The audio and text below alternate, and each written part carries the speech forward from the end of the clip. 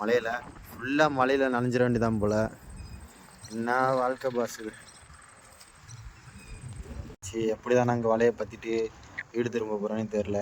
Time வர 5 மணி ஆகிடுச்சு.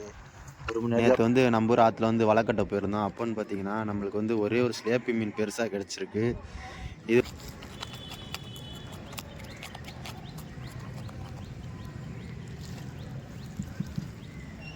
Kilo வச்சுருக்கோம் பாருங்கள். என்னோடய கையை விட வந்து பெருசாக இருக்குது. நல்ல ஒரு சைஸான மீன் தான் இது. அதிகபட்சமாக பார்த்தீங்கன்னா இதேமாரி பெரிய சிலேப்பி மீன்லாம் கிடைக்காது.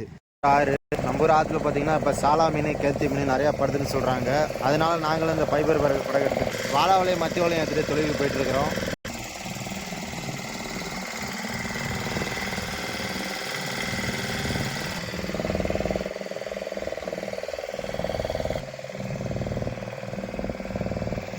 இறக்கி முடிச்சாச்சு பாருங்கள்.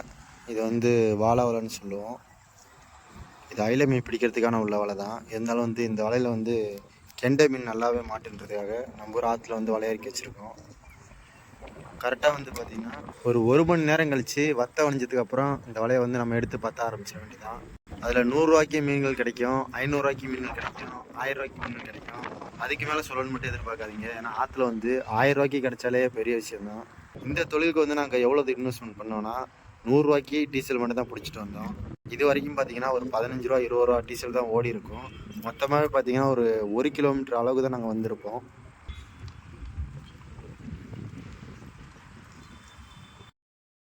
சரியான மலையில் வந்து மாட்டிக்கிட்டோம். இப்போ தான் வந்து மழை வந்து கொஞ்சம் கொஞ்சமாக பிடிச்சிட்டே வருது. அந்த தரையில் உள்ள ஆளுங்கள்லாம் பாருங்கள், ஃபுல்லாக வந்து அந்த மழை வர்றதுனால எல்லாருமே ஒரு பாதுகாப்பான இடத்துக்கு போயிட்டுருக்காங்க. நம்ம படகுல வந்து பார்த்தீங்கன்னா அந்த ஒரே ஒரு தார்பாய் தான் இருக்குது. அதுவுமே பார்த்தீங்கன்னா கிழிஞ்சி இத்து போன மாதிரி இருக்குது. இதை வச்சு கண்டிப்பாக ஒன்றுமே பண்ண முடியாது. வேறு வழியே கிடையாது. அக்கம் பக்கத்தில் போய் ஒதுங்கிறதுக்கு ஒரு இடம் கூட கிடையாது. மலையில் ஃபுல்லாக மலையில் நனைஞ்சிட வேண்டியதான் போல். என்ன வாழ்க்கை பாஸ் இது.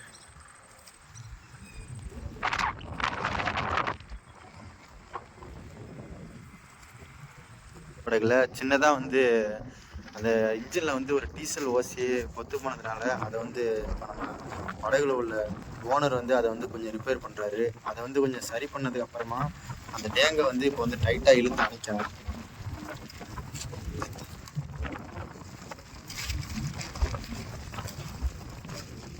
நம்ம படகு வந்து காத்தோட்டத்தில் தண்ணியிலேருந்து ரொம்ப தூரம் நகர்ந்து போகிறதுக்காக இந்த கம்பை வந்து சேத்துல வந்து ஒரு பாகம் வரைக்கும் நல்லா வந்து ஊனி வச்சுக்குவோம். அதுக்கப்புறம் வந்து இந்த கயிறை வந்து நாங்கள் ஃபுல்லாக டைட்டாக அரைச்சி வச்சுக்குவோம்.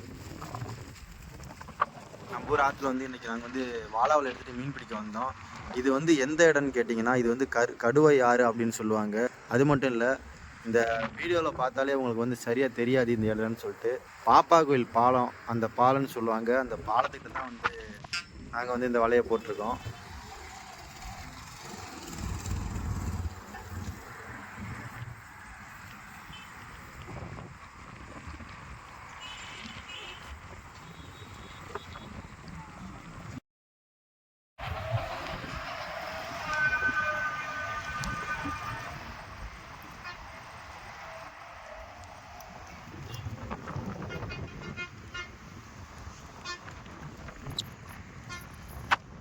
நண்பர்களே, காற்று வர சரியான ஓட்டமாகிடுச்சு. எப்படி தான் நாங்கள் வலையை பற்றிட்டு வீடு திரும்ப போகிறோன்னு தெரில. டைம் வர 5 மணி ஆகிடுச்சு.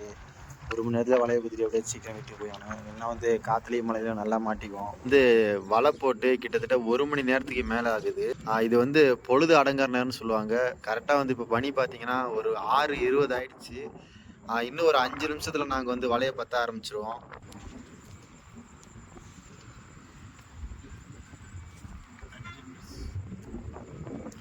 இது வந்து எதுக்காக இப்படி நாங்கள் இவ்வளோ நேரம் பண்ணி வச்சுருக்கோன்னா, வெள்ளம் வந்து ஃபுல்லாக ஏறி இருந்துச்சு நாங்கள் வலை இறக்கும்போது. திரும்ப வந்து தண்ணி வந்து வத்தம் வடியணும். அந்த தண்ணி திரும்பிடுச்சுனால நாங்கள் வலை எடுத்து பற்ற ஆரம்பிச்சிடுவோம். இப்போ வந்து தண்ணி திரும்ப ஆரம்பிச்சிச்சு. இன்னும் ஒரு 5 அல்லது ஒரு 10 நிமிஷம் கழித்து வலையை வந்து பற்ற ஆரம்பிக்க வேண்டியதான். நேற்று வந்து நம்ம ஊர் ஆற்றுல வந்து வலை கட்ட போயிருந்தோம். அப்போன்னு பார்த்தீங்கன்னா நம்மளுக்கு வந்து ஒரே ஒரு ஸ்லேப்பி மீன் பெருசாக கிடச்சிருக்கு. இது வந்து வழக்கமாக பார்த்தீங்கன்னா ஸ்லேப்பி மீன் வந்து ஒரு 1/2 கிராம் 1 கிராம் அளவு தான் மாட்டோம்.